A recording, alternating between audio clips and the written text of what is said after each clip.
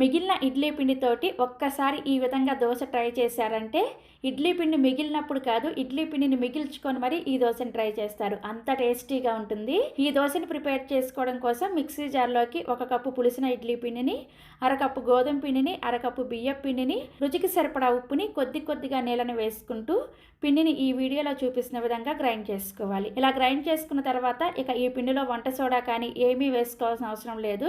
Grind చేసుకున్న పిండిని ఒక గిన్నెలోకి తీసుకొని దోశల పెనాన్ని వేడి చేసుకొని పెనం వేడైన తర్వాత కొద్దిగా నీళ్ళని చిలకరించుకొని ప్యాన్ని ఈ విధంగా శుభ్రంగా క్లీన్ చేసిన తర్వాత మంటని లో ఫ్లేమ్లోకి పెట్టుకొని మీకు ఎంత పలుచగా కావాలంటే అంత పలుచగా దోశని వేసుకొని, మీరు కావాలంటే దీని మీద కొద్దిగా వెల్లుల్లి కారాన్ని వేసుకోండి. వెల్లుల్లి కారం లేకపోతే స్కిప్ చేసేయచ్చు. తర్వాత దీని మీద కొద్దిగా నూనెని కానీ నెయ్యిని కానీ వేసేసుకొని దోశ చక్కగా ఇలా ఎర్రగా కాలేంత వరకు కాల్చుకొని ఈ విధంగా ఫోల్డ్ చేసేసుకోండి.